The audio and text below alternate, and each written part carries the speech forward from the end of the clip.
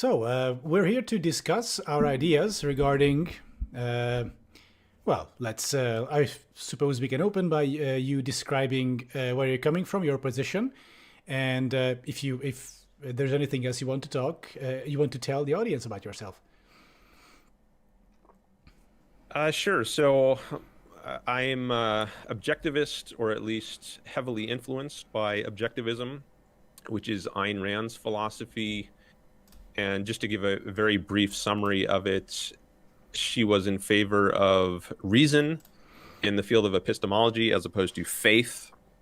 So she thought you should go by the evidence of your senses and use logic and reason to reach the truth, not rely on just feelings or emotions, but use your logic and your reason.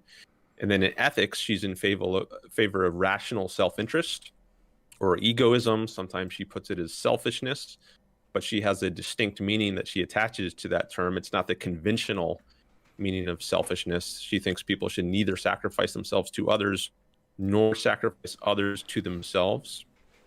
And we can talk more about that. Mm-hmm. And then in politics, she's in favor of laissez-faire capitalism. And what that means is the government should not interfere in people's lives. All it should do is protect people from force. So there should be a police system to protect people from criminals domestically, and then there should be a military to protect people from foreign threats, and then a court system to peacefully settle disputes between people.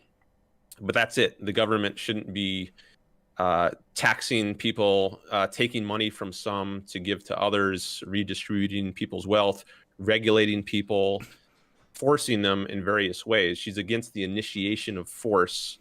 So there's tons of government programs that would be done away with in the kind of society she envisions, like Social Security, Medicare, public education, public roads, United States Postal Service, a government monopoly. All of those would be gone in her system. So we don't have anything close to the system she advocated. A lot of people say we live in a kind of capitalist society today, but she would say that's a straw man. If you go back to the 19th century, that's closer to the kind of society that Ayn Rand advocated. It wasn't perfect. There's never been pure capitalism, but it was at least closer to the kind of system she advocated. So that's a little sketch of her views. And then I have a channel on YouTube where I advocate her ideas. I have lots of discussions and debates if you want to check it out. It's youtube.com/Dan Norton1, or you can search for Selfishness Project. That's an easy way to find it.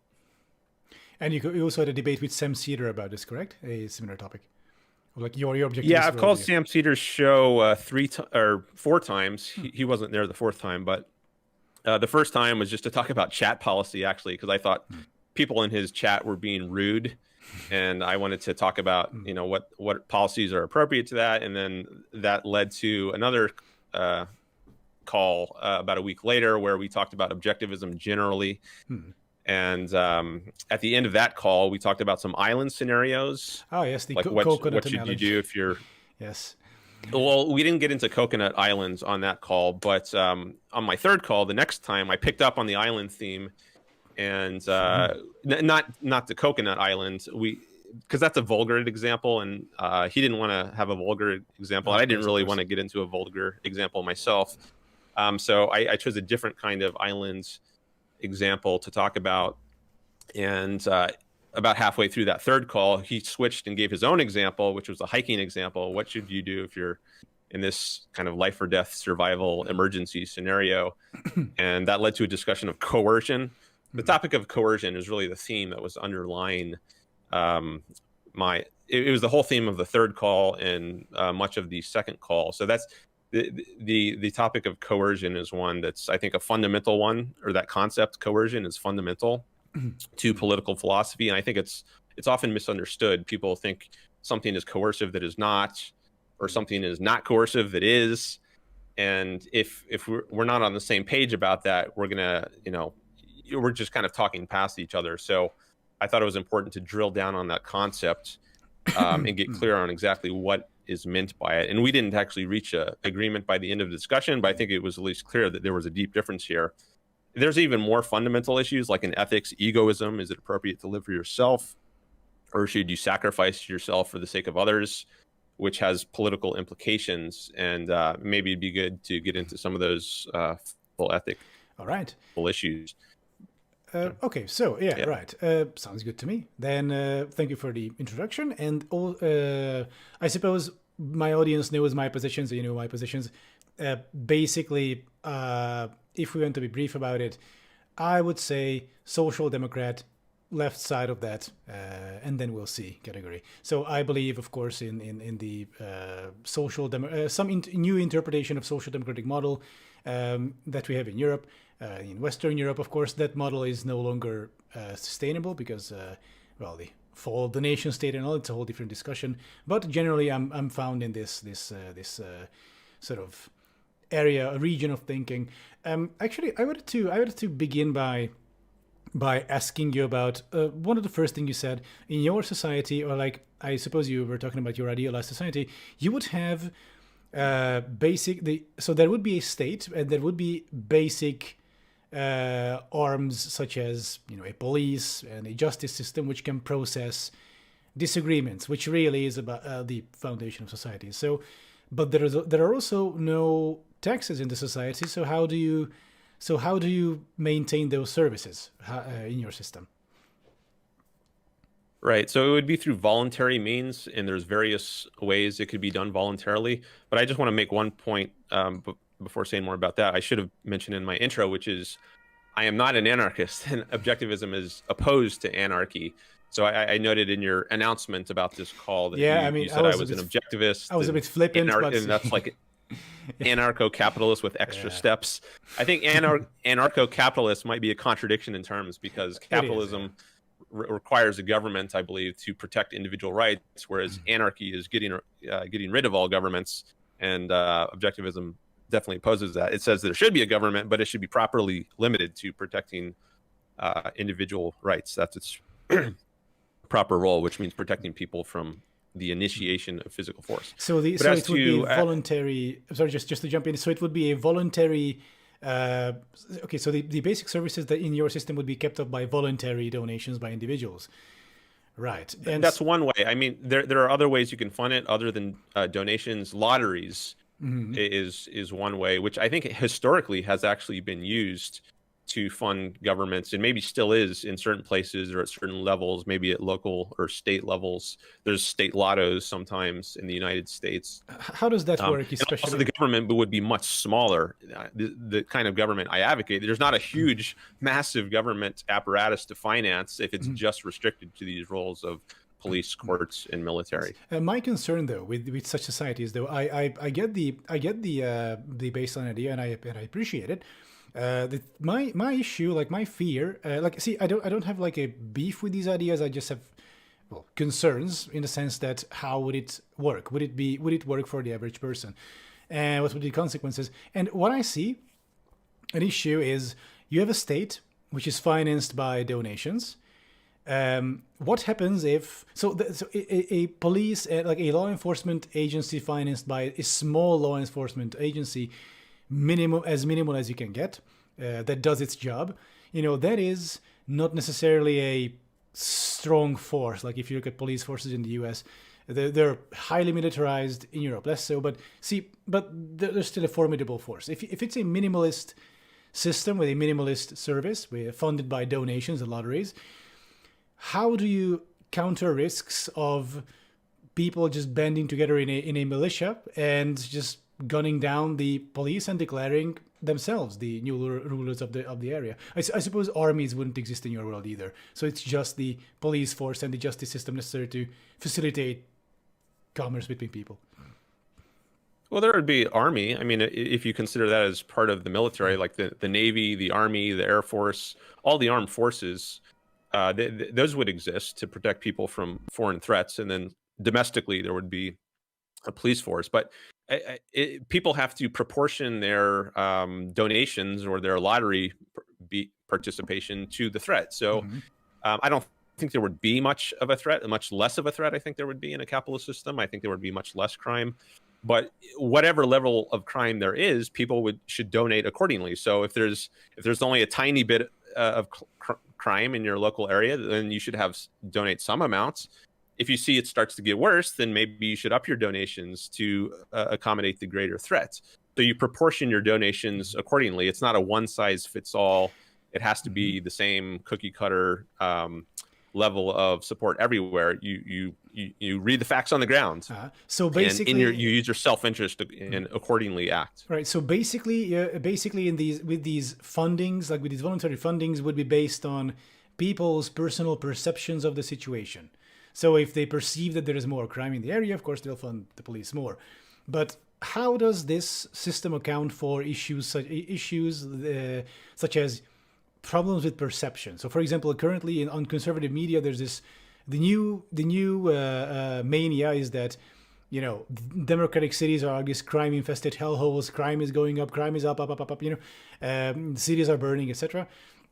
Well, that was BLM, but anyway, the general perception is that crime is up, even though it is objectively untrue in most areas. In some areas, there has been a small uptick, but nothing that would necessitate such an uproar. So clearly, this is being manufactured by capitalist corporations, you know, like Murdoch's media empire, Fox News, etc. So if someone in control of such a media empire decides to facilitate false perceptions of people to try to manipulate their spending, you know, how would your system account for that? Like there wouldn't be. My concern is that there wouldn't be an impartial body that would review the facts and be like, okay, look, these are the facts, and so this is why we're going to spend X amount on these services. It's completely democratized, allocated to the people. I think that does not account for malicious actors. How would your system react to such malicious actors who give people these false impressions on purpose, maybe for some sort of monetary gain? Like if some company manufactures, you know, defense equipment or something like that, then it's their interest to drum up fear, to drum up hysteria, and that way you'll get resources going to the wrong places. So how would you counteract that?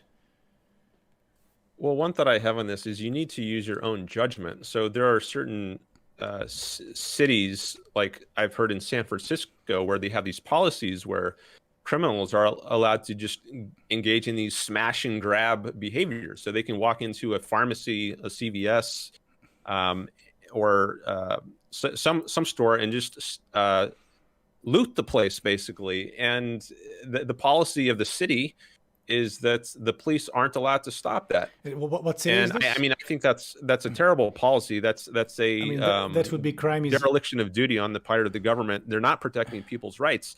And people, I mean, if it gets bad enough, I think, you know, there can be a revolution, and that's what happened in the American Revolution. The government was not protecting people, or it was infringing the rights, and it got to a certain point where the American colonists said, you know, this is tyranny. We have to overthrow this. And if things get so bad in America, like if it just devolves into rioting and looting, you know, that hopefully doesn't come to that. But that's a failure of the police to do their job. Which city allows shoplifting, essentially? Like, where exactly does this happen? I believe it was in the San Francisco Bay Area. There might be others too, but it was just the policy. I think what's the name of this policy? Would be no. Excuse me. What's the name of this policy? Because I doubt. I don't know the name of. I don't know the name of the policy. Okay, internet, we can look it up, but I highly doubt that oh yeah, I think what you're referring to is yes, it's not decriminalization, but like, or actually maybe it was like they changed the limit of value that the police will incarcerate you for shoplifting, you know, in relation to. So, for example, if you steal a candy bar, you will not go to jail, you'll get fined, etc., or something else. I think that's what you're referring to. But those policies, it's not the topic of the debate, but those policies actually are good because, of course, if you tend to, if you look at it from the perspective of a hysterical Fox News report, such as San Francisco, you know, very liberal places, Democrats, you know, they have legalized crime. Now you can just shoplift and the police won't take you. Well, these, I believe you're referring to, once again, the policies where it's just that they won't throw you into jail for 5 years if you steal a Snickers bar. So there are other, so instead of like punishment based, measures, they can just use other measures which have been shown to be more beneficial. So cities aren't generally run by complete idiots. Sure, I mean, okay, or in some other sense, they might be stupid, but they aren't idiots. So usually, at least. So these policies, let's not sensationalize. This is what I'm saying. Though in your society, how would laws be made? So how would the framework of law be agreed upon? So how would a group of people decide? Okay, for stealing the Snickers bar, you'll either get 2 days of community service or 10 years of jail. So how would it be decided? Well, there is a legislature, and it can be a complex procedure to figure out exactly how laws are made and what appropriate penalties are for breaking the law. But one way laws will not be made, I can say, in my society is just by unlimited majority rule. So if you might call that mobocracy, rule of the mob, where you get a majority to vote for a law, and whatever they want goes. So if a majority wants to enslave or to tax, soak the rich with taxes, that's not legitimate. Just because a large number of people want something doesn't mean it's legitimate. So laws should be structured so they protect people from the initiation of force, and you can't have a gang of people gang up on a minority and violate their rights. Like, in Athens, ancient Athens, the Athenian assembly famously voted to put Socrates to death because he was corrupting the youth by going around Athens and having conversations that were challenging to some people. You can't just get a mob together and vote people's rights away. That's not an appropriate way to conduct society or make laws. So it's not mob rule. It's not unlimited majority rules. So it's a limited kind of representational system. But who would enforce these limits? The details of it are complicated. But who would enforce these limits though? So if there's a society and the majority of people say, oh, that group over there, they must be kicked out of here. They must be even exterminated. Who knows? We're now gonna go and do it. And then they say, oh, actually the laws on the book say that we cannot do it. Well, who is going to stop us? This little meager police force that's set up, but that's also manned partially by us, that's infiltrated by us, so to speak, and this judicial system, which I mean, yeah, without the police, I mean, they're just what are they gonna do? So if a violent mob, and of course there's an overlap between, for example, far-right sentiment and being a police officer. So if these people in your society get together and say, we're going to purge black people from this area, then what would stop them is what I'm asking. So mob rule is illegal, sure, but I mean, things are illegal until people say it's illegal, or until someone can enforce that. And who would enforce that if your police force, say, is also inundated with the people who also want to do the thing? Wouldn't things just fall apart basically, and we'll revert back into tribalism? That's my main concern here. Okay, so I mean, there are no magic solutions, but there are optimal solutions. And I think you mentioned before, what is a meager police force going to do in the face of some threat? Well, it shouldn't be meager. I mean, if you sense that is meager, and meager is relative to what the threat is, then you should support it some more. It's in your interest to beef up your contributions to the police, perhaps. But my point is that more lotteries. Police also need people, right? And those people will inevitably come out of the community. And so, okay, so let's stick with the example of the majority of people in your area decide that, okay, we're gonna go and shoot the rich, and then we're gonna take their money. Okay. Now, those rich people will not have representation. Those rich people will not be part of the police force. So chances are the echelons of people, who will be down for this idea, will also have a strong representation in the police force. So in this sense, it is like the local police is infiltrated. So they decide, okay, you know what, we're just gonna form this mob, and including the some members of the police force, and we're gonna march on the villas or something, and then we're gonna take their stuff. Who's going to stop us? Oh, this police force, which we are outnumbered 10-1. So then, where do we go from there? Like, who saves the day? Because as far as I see it, they're just gonna, like, this would be true mob rule in the sense that they can just do whatever they want, because there's no strong overarching framework. Like, my issue is that if you leave everything down to grassroots people, etc., well, then there's going to be without overarching institutions, strong overarching institutions. Currently, it would just result in complete chaos, or we would just revert back to tribalism. So how would that mob be stopped? Which is part police officers, part just people with guns. Okay. I'm not sure I fully got the scenario, but one thought on all of this is there is a last line of defense, which is yourself. So you have the right to self-defense. You have and that includes the right to bear arms. Sure. But like, so, if there are like 200 people with guns outside of your home and you're there with your family, so the mob say 500 people gather. They're all like, okay, you know what? We're gonna take everything that those people over there, the rich people, own. And many of them are police officers, because this is like they are also part of that echelon of society. So they march on the villas, and now there are 500 people with torches and guns outside of your home.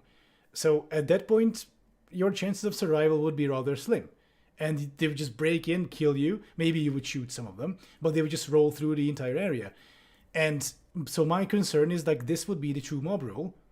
If you don't have any institutions above you, that they would just come and take it. Like, if there's no, if the law enforcement agency also depends on the people that directly, is what I'm saying, and not some overarching structure of law and government. So how would you solve this problem in your grassroots scenario? Okay, also, wait, one sec. I forgot to add.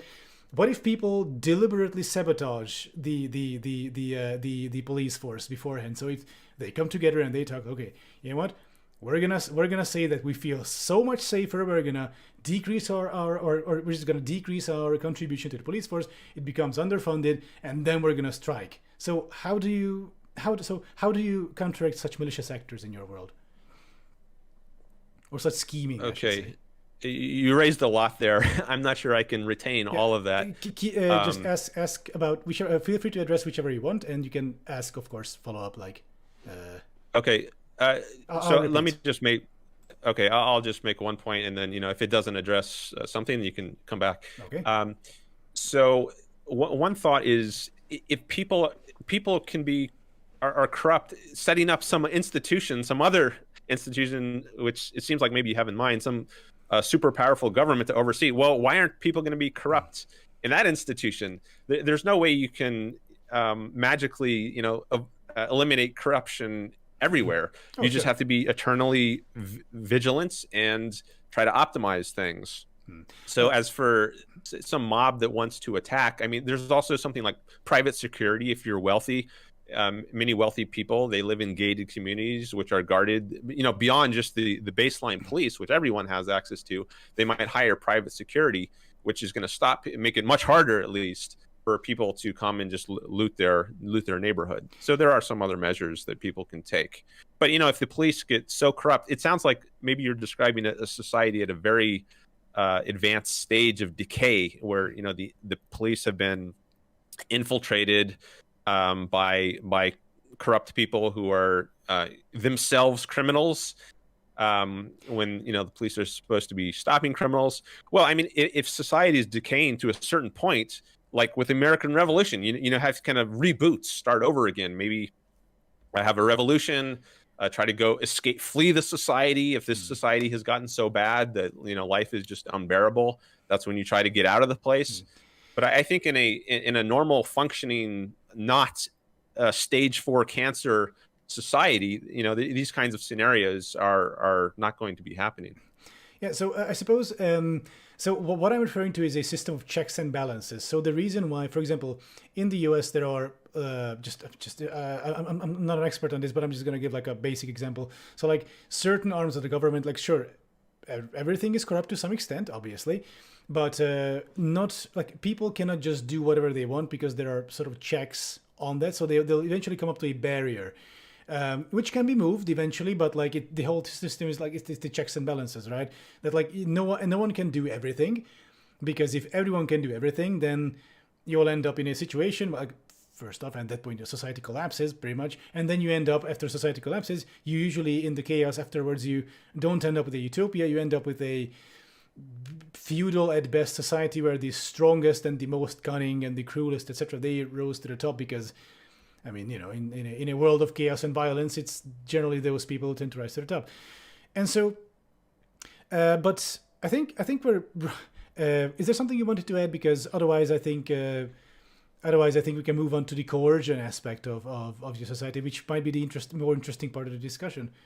But just to reiterate, my point is that I miss, and feel free to respond, of course. My point or my worry here is that in your society, if it's everything is up to the people, well, then you're building on quicksand, because people are malleable, people can be influenced this way or that way, even by malicious actors or by non-malicious actors, and you can create these like false realities that for people to inhabit. Basically, if you look at like mega Republicans, like try talk to one, like they don't live on planet Earth. So with people's large masses of people are prone to instability.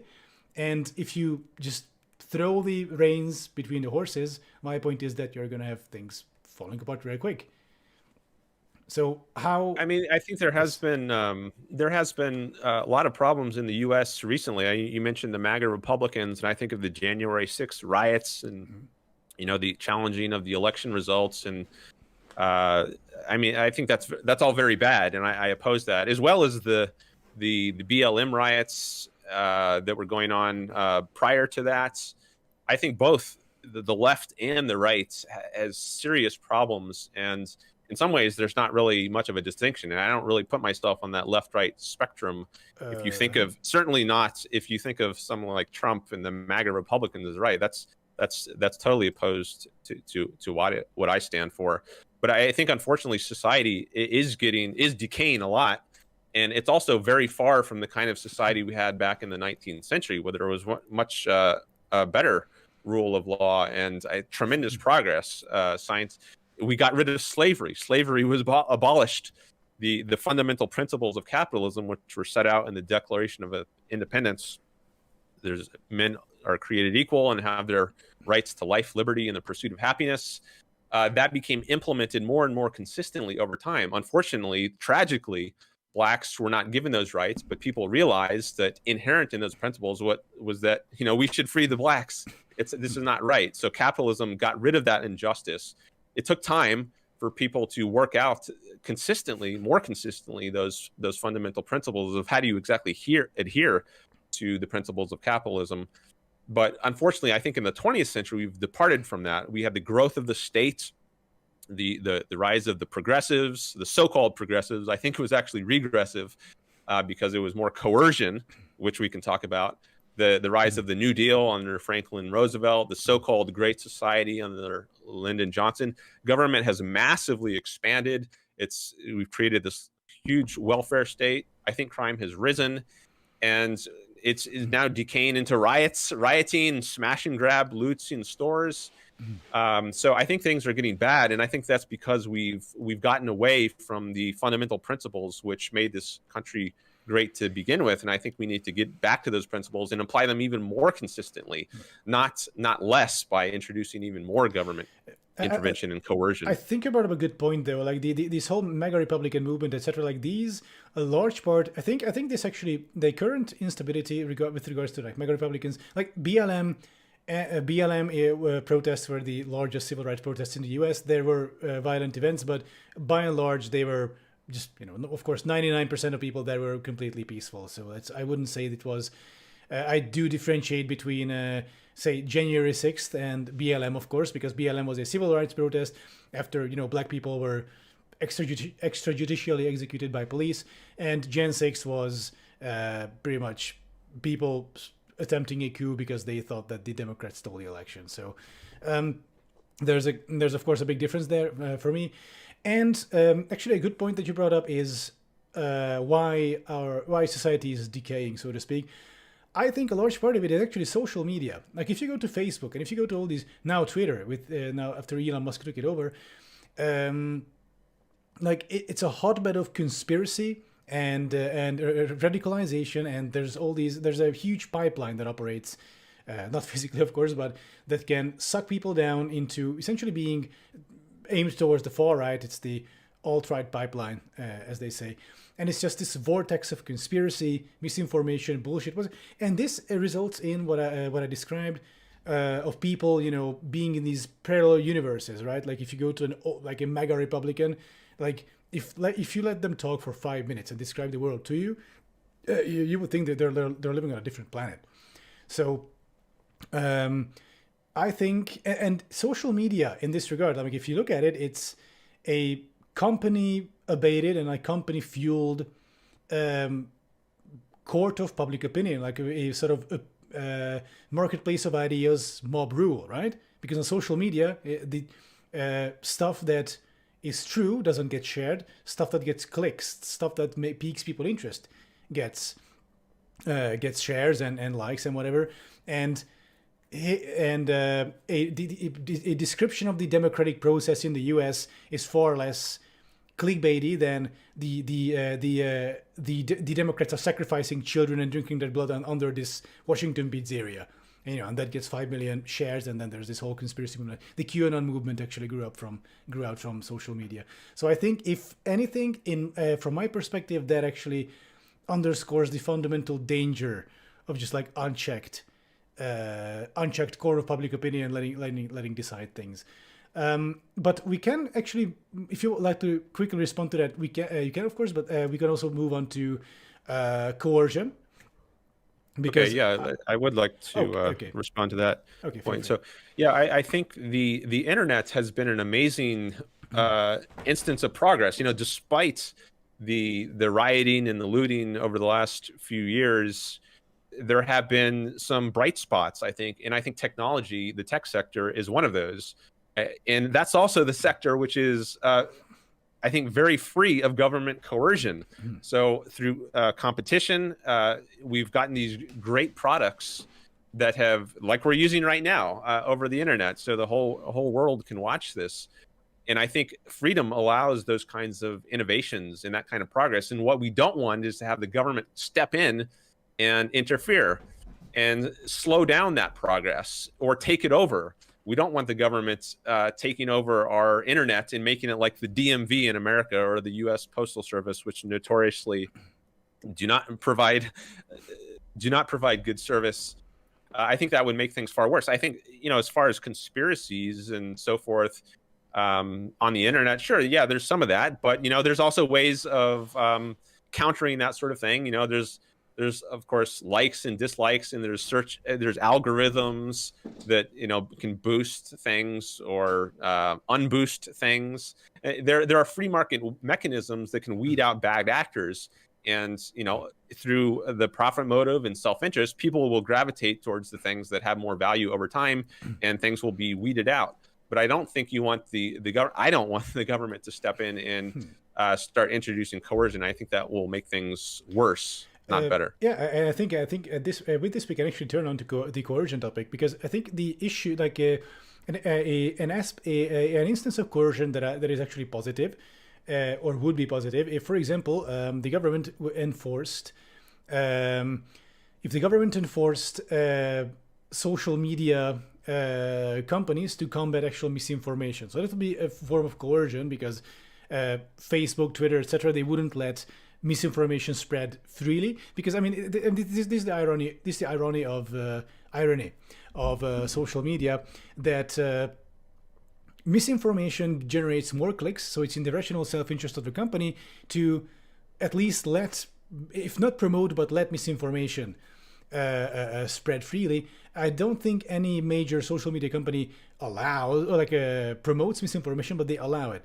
So this is why this is even before Elon Musk bought Twitter. I think this is from 2011.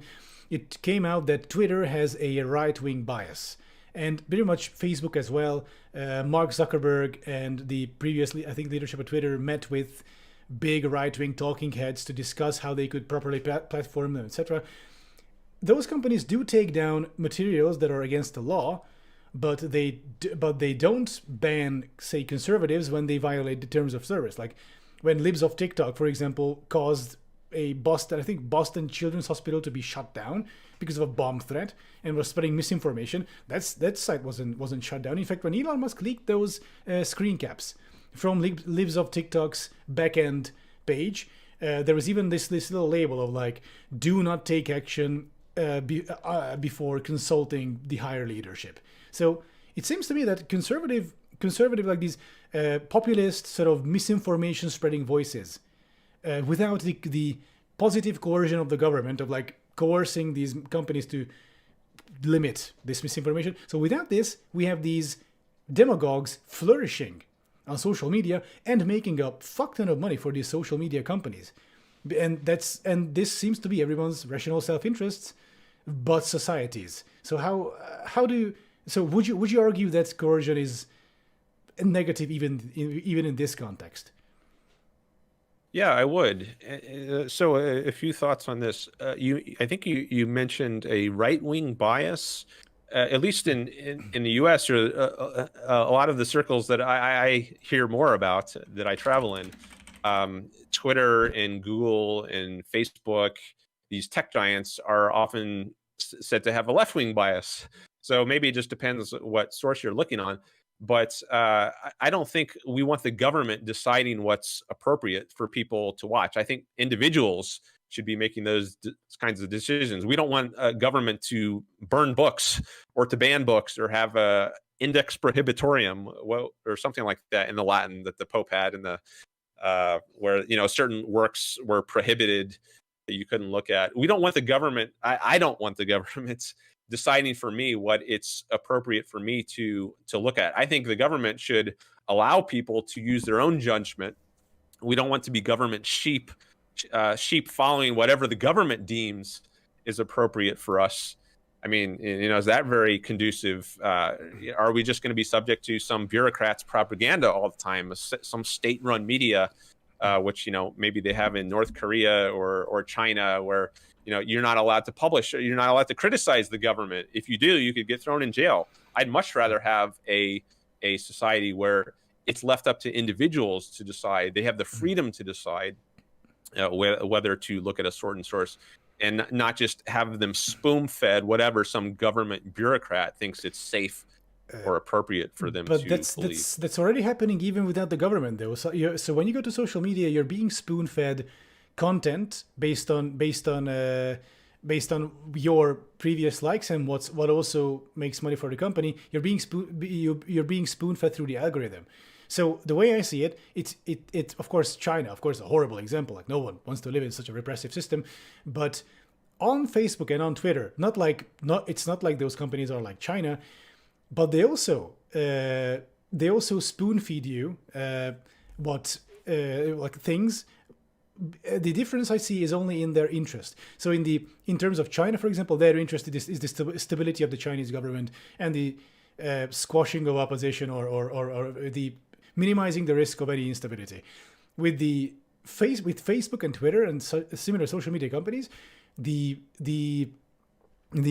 goal is not that. The goal is money, and for them, like for social media companies, promoting right-wing media and misinformation simply makes them more money. And of course, there's such things as fiduciary responsibility and legal gray zones. So they do favor this way, right-wing media outlets, because that makes them more money. I have this article in front of me, like the audience can see it. 1 year ago from The Guardian, Twitter admits bias in algorithm for right-wing politicians and news outlets. Home feed promotes right-wing tweets over those from the left, internal research finds. So this was an internal research at Twitter. So this is my concern. So without And this actually, if right-wing misinformation, such right-wing misinformation can spread, this violent misinformation, or like a misinformation that actually can spur you to violence, like the libs of TikTok, doxing doctors and spreading misinformation about like children mutilation clinics and causing bomb threats, or producing a chilling effect across society through misinformation by, for example, spreading Republican disinfo about trans people being degenerates and stuff like that.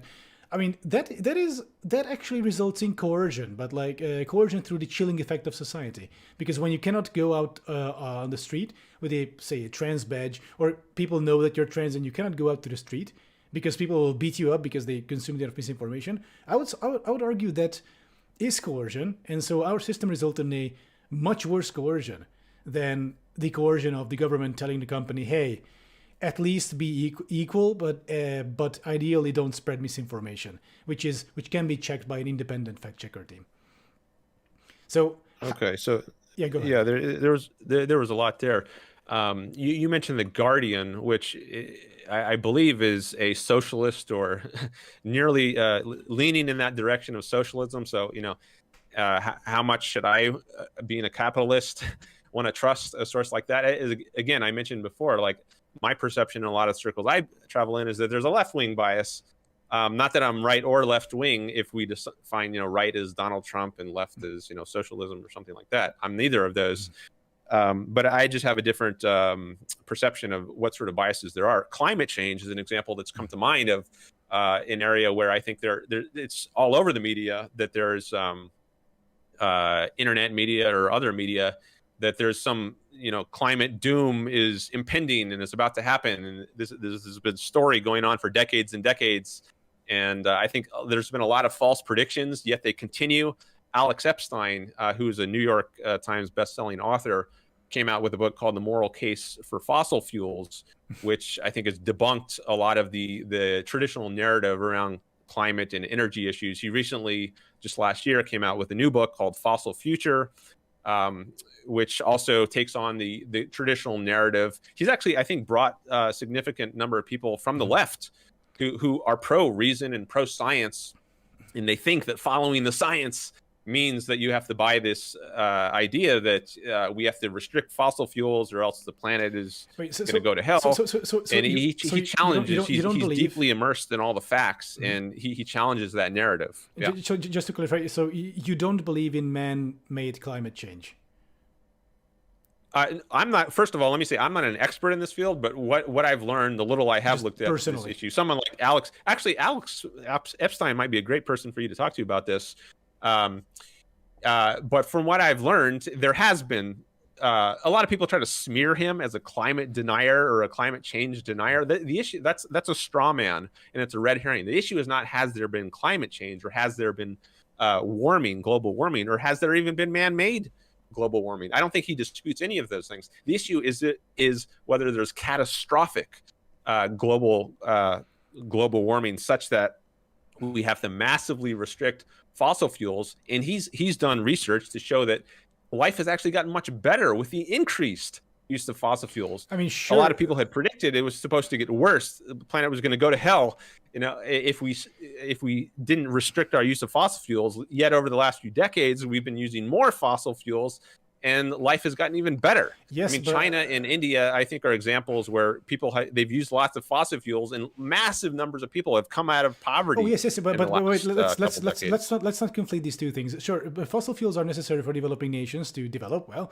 and I'm in favor of letting, say, developing nations build as reasonably clean and reasonably affordable, fossil fuel plants, because otherwise, well, what are you going to tell them? Like they cannot afford anything else. They cannot climb out of poverty in other ways. However, we had a record warm winter. Like it was, all previous heat records have been shattered in Europe. Recently, people were walking around in t-shirts in the middle of January.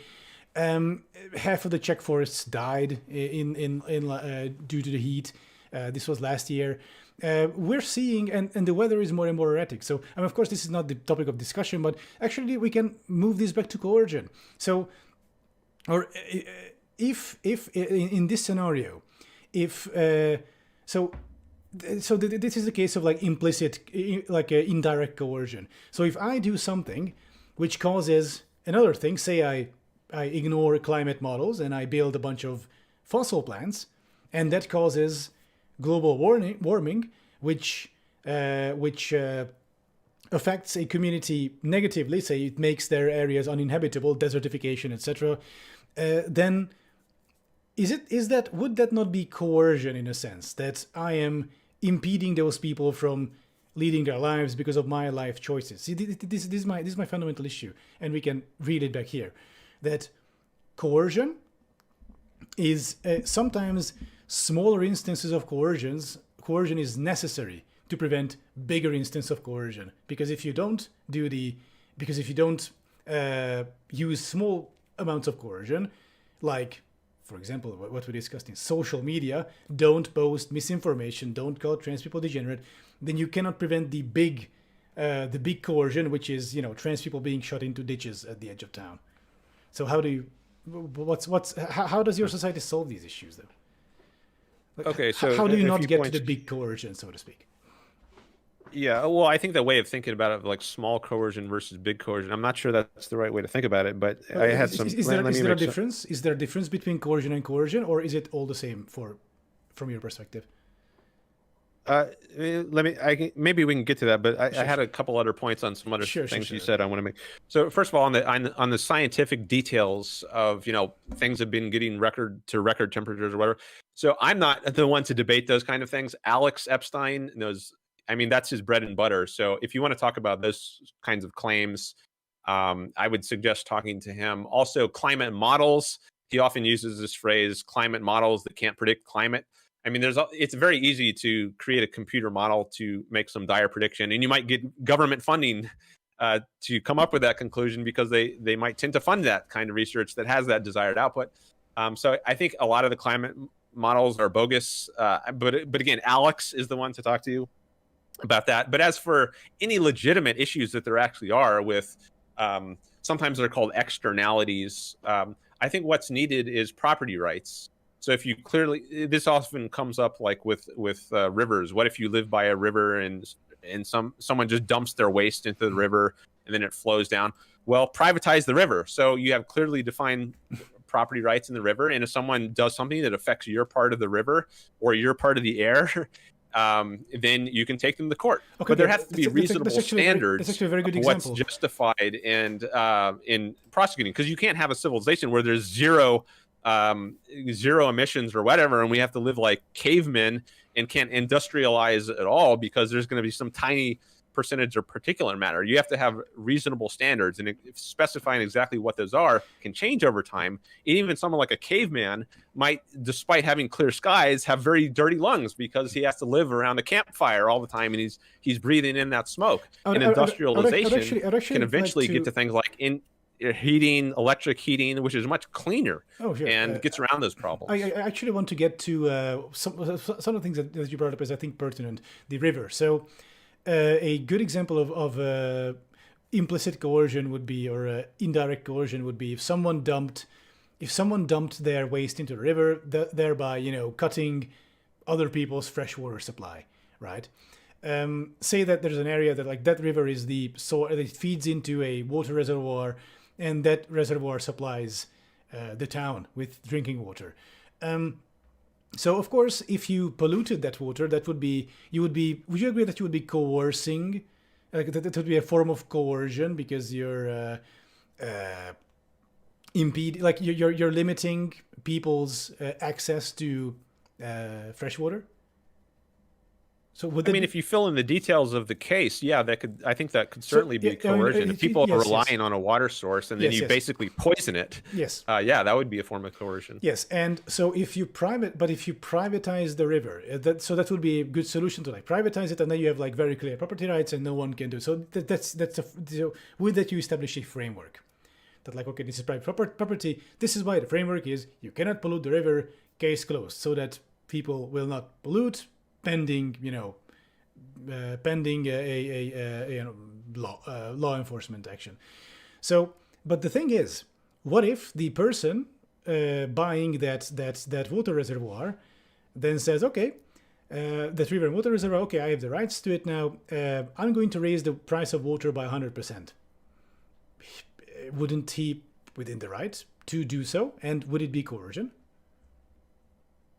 I mean, if you're the owner of a property, you have certain rights. Now there might be contracts, so you might contract with a certain water supplier for a certain rate, and there might be a stipulation in the contract that you can't just arbitrarily jack the price in the middle of your contract term, and you have to give notice. Like if I plan to have a rate increase over 100%, I have to have some advance notice of that so that I have a chance to react to it. Maybe move to a different town where they're not doing something crazy like just arbitrarily jacking up their water prices by 200, 500%. And all of a sudden, I can't afford that. So I think the people through the free market are not going to want to live. They're going to selfishly, and people who want to attract people to their community are not going to have policies that allow them to just arbitrarily change things around like that. I think that's a lot of the beauty of contracts is they give you a way to live a long range kind of life and not be at the mercy of someone's whim who just arbitrarily tries to ruin your life in that kind of way. But then we get into the problem, and this is what I want to take the discussion: the problem of natural monopolies. So there are some aspects of life which will naturally form, of course, monopolies, and we see nowadays that if you look at what brands are owned by what company, a few companies own pretty much everything you consume. Like if you go to a grocery store, so these companies can clearly. Even if the monopoly is not natural, right? It's a candy bar, is not a natural monopoly. I mean, everyone can make it. Still, 99% of candy bars is going to be Nestle, or something, some other like huge major company. So if there's a monopoly that forms, and say a far-reaching enough monopoly, then that monopoly is then free to exploit people, and those people. So the bigger the bigger the monopoly grows, the less people can do against it. So, and if at the logical endpoint to this is that the monopoly goes so large that it controls everyone's lives in a certain part of their life, like say water supply. So one company grows bigger, and buys up all. Like that company owns the entire water supply system of a country or of an area, and at that point, that company, once the contracts keep expiring, they can pump up the prices slowly but surely, and they can also then we get into stuff like they can undercut their competition, like they can start other businesses to which they supply water for free, but to the competition for like 3 times, 300% rate. So this would, in my view, be coercion, though. Because that is sophisticated form of coercion, because you're prevented from what you want to do by that company through these means. So, and my issue is, and enlighten me if you have the solution to this in your system. Because in your system I just don't see any solutions to this. Like a company, if it becomes too big to fail and all that, wouldn't it just rule the entire rule the game and do whatever they want? Okay, there was a lot there. Yeah, feel free to go over. Yeah, so I have some thoughts on that. So one thought is, people might be interested in this book. This is called Capitalism: The Unknown Ideal. It's a collection of essays by Ayn Rand, and there's a chapter in here specifically talking about monopolies and a lot of the fallacies that are associated with thinking about monopolies. So a lot of the points you addressed are addressed in that book, but let me say some things about it now. I think it's important to distinguish between a government monopoly and a non-government monopoly. I don't know if you would even want to call it a monopoly. There's certain institutions like the United States Postal Service, which are government monopolies, meaning that no one is allowed to compete with them. So there's certain parcels of mail which someone like FedEx or UPS simply cannot deliver. They can't deliver certain kinds of parcels. So I think service would be much better. If someone could, deliver the same kind of mail that the United States Postal Service offers. So it's a little strange to me that a lot of people who make these arguments against monopolies are perfectly okay with monopolies as long as they're coercive monopolies run by the government. I mean, is what you want just instead of these so-called monopolies of the free market, people rising to the top of their field through great service. That's why they've become so big, because they've been provided such great service. Instead of letting people rise through ability that way, you just want to coercively allow someone who maybe is not so able, like the United States Postal Service, and have the government be the only monopoly. You're okay with that? That seems a little strange to me. Also, historically, the prime example of the evils of a monopolist is Rockefeller, John D. Rockefeller, in the oil industry. But I think if you actually looked at his story, he didn't exploit or gouge people. I think famously he kept his prices very low. He knew that's how he was able to maintain his enormous, I think it was around 90% market share.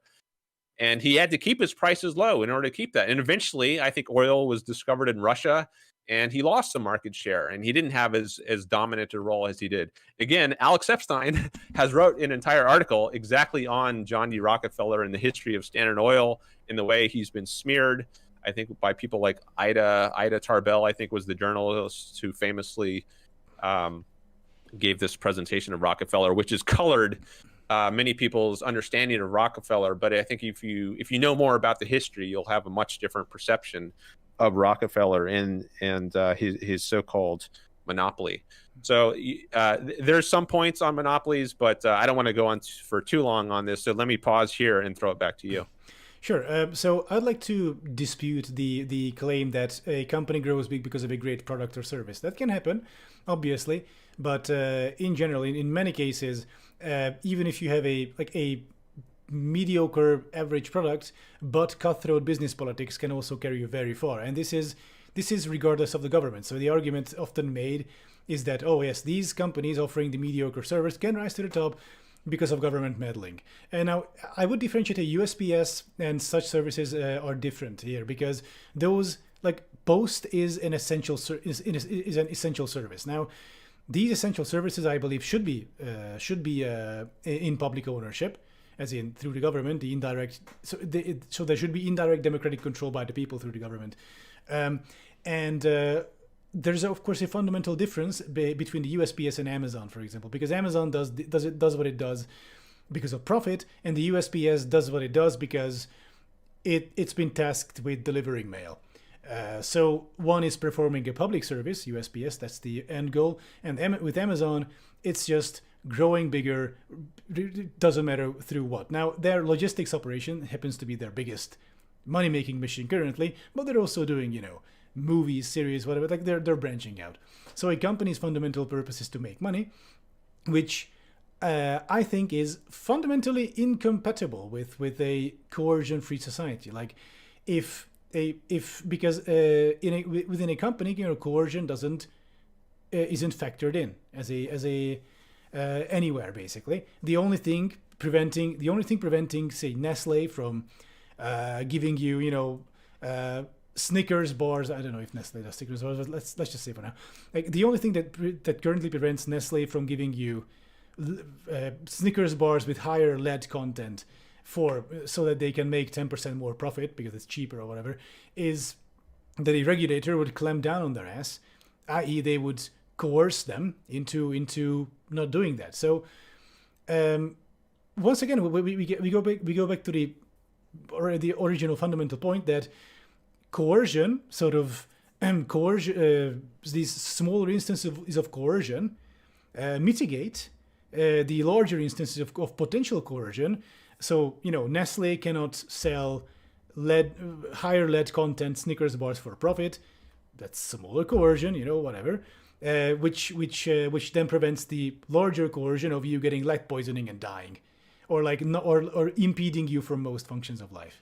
So I think this is where we're stuck. I think this is our main point of contention here. Would you agree? Okay, so just to sum up, yeah. Once again, to quick summary, because actually we'll have to wrap up the debate in a few minutes because I'm gonna have Dylan Burns on from Ukraine. But so to summarize, my perspective here would be that coercion is necessary and there's a difference between coercion and coercion, and targeted smaller instances of coercion, such as government regulation, is necessary to prevent the bigger coercion, which is companies running amok without any meaningful control, which would then lead to other larger instances of coercion, which people would feel. Go ahead. I'm sorry. I said a lot of things. Feel free to respond at your own pace. Okay, yeah. So I don't think government regulators are angels. Of course not. Like in that profit-seeking businessmen are devils. So I don't think, if there's something corrupt in human nature, such that when people try to live and make money and earn profits, setting up some other people with coercive power over them to regulate them, I don't think you're going to escape the problem. If human nature is corrupt, setting up some special, some privileged body who thinks they know how to best run everyone's life, that's not going to be a solution.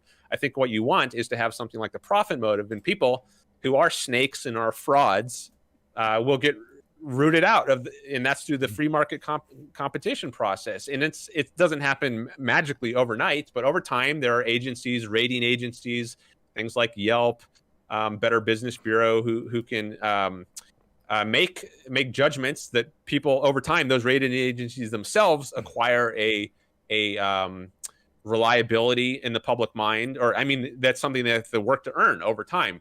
And there are mechanisms, consumer reports, that's another way that people can look to these third parties to have some objectivity in assessing, whether this is a legitimate company, how reliable are they to deal with. But you're not going to make a profit in the long run. You're not going to become huge and successful as a fraudster. You might get away with it for a while, but you are going to be weeded out if the free market is going to be allowed to function. Now, I don't think if you have government coercively subsidizing some company, no matter how bad it gets, that's not a way to improve service. That's a way to stagnate or maybe have things get worse. So you mentioned too big to fail once or twice, and I entirely oppose that. There shouldn't be a government bailout of companies who are running poorly. They should be allowed to collapse. That's the beauty of the free market. Weed those people out. Allow the better actors to survive and thrive. Don't force people to prop up these failing, inadequate companies with public money. That's unjust, and that's immoral. And if you do allow those things to fail, if you allow the best to rise to the top, then I think you will weed out some bad actors, people who might try to poison their food, which, by the way, is a fraud. That's not something you need special regulations for. If you're putting poison in food, that's a form of initiating force. It's poison, basically. So that's not legit, and you don't need regulations. You just need standard law to deal with that sort of case. I understand. So I think yes. So I think we culminated on this point. So because in my view, of course, I'm not in favor of keeping dysfunctional companies, of course, alive. I believe in a free market to some extent, but for example, I think essential services should be kept under public ownership. So I think where we disagree is that I believe that if you have a government-run company, so the USPS, that company in your view is run by faceless government bureaucrats who don't care how inefficient things get. Of course, as you said, there are no devils or angels, but still. So government bureaucrats who do not care how inefficient the system is, they just want it done, whatever it takes. And this leads to waste. This can lead to waste, but what you also have to consider is these companies are also under indirect public control because they are publicly owned. So if people don't like how USPS is run, for example, well then there is the population is disgruntled, there is negative feelings, well then the political capital is created for someone to capitalize on them. This is also, I believe, a form of capitalism, political capitalism, that they can capitalize on the fact that USPS is bad, and they can promise that they're going to reform it, and then people, if they elect that person, they can then rate their job in 4 years or in 2 years, however long their term is. Thus, people exercise democratic control over USPS. Now, of course. And this is I think where we should end. Feel free. You're going to have the closing word as well.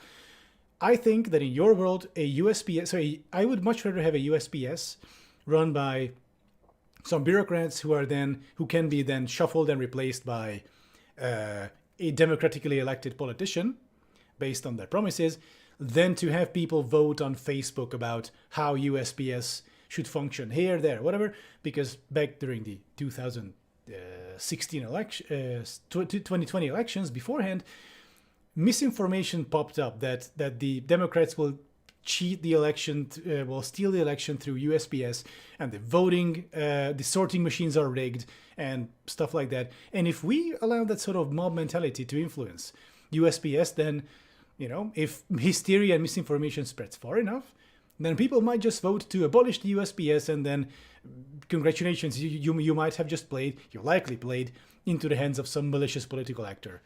So feel free. I said a lot. Feel free to respond, and then I think we can do sort of shorter closing statements, and yeah, that's the plan. Okay.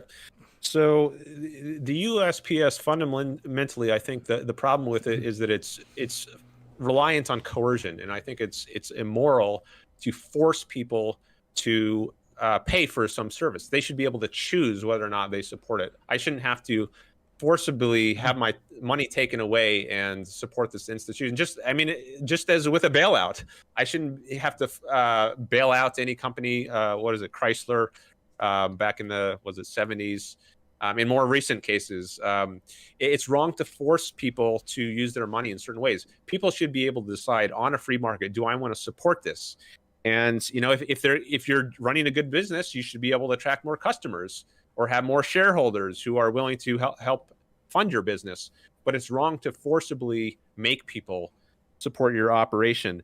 Now, you mentioned the political process. You can, over time, have different laws. And I do think we should legislatively have ways of getting rid of something like the United Postal Service. But I don't think it should exist to begin with. So I think it shouldn't be the sort of thing that's up for a vote, whether I am or anyone is forced to fund some institution. Force should be outlawed at the legislative level.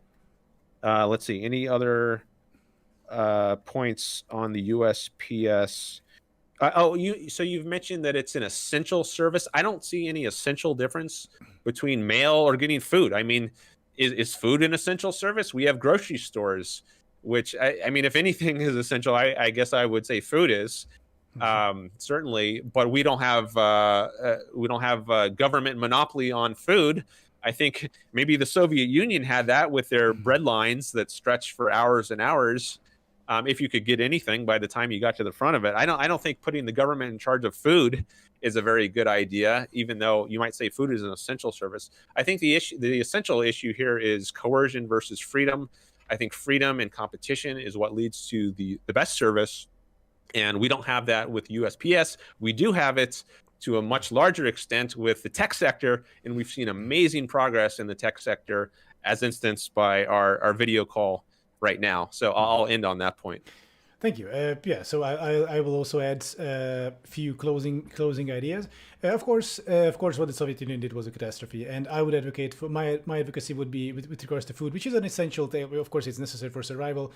Would be at the very least some sort of like universal basic income type food voucher system. Like in Europe, I think this is actually quite common that if you work somewhere, you also get next to your salary some kind of little meal vouchers that you can redeem at stores.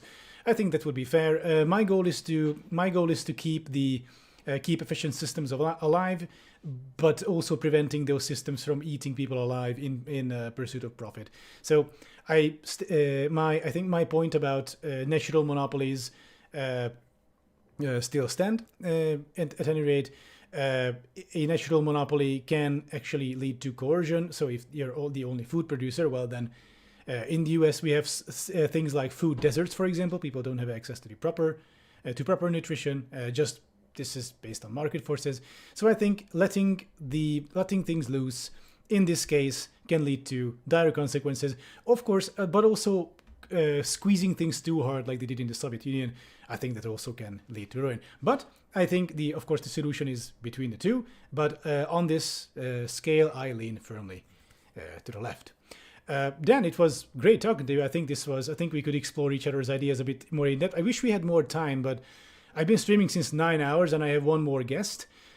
So I understand. Yeah, but hey, perhaps we can continue this discussion at a different time. And I thank you for Yeah, I'd coming love on. to. I thank you for coming on. And yeah, this was a different part of the stream with you. Yeah, thanks for having me on. I really appreciate the opportunity, and yeah, I'd love to chat again sometime. All right. So take care. Okay. Bye bye.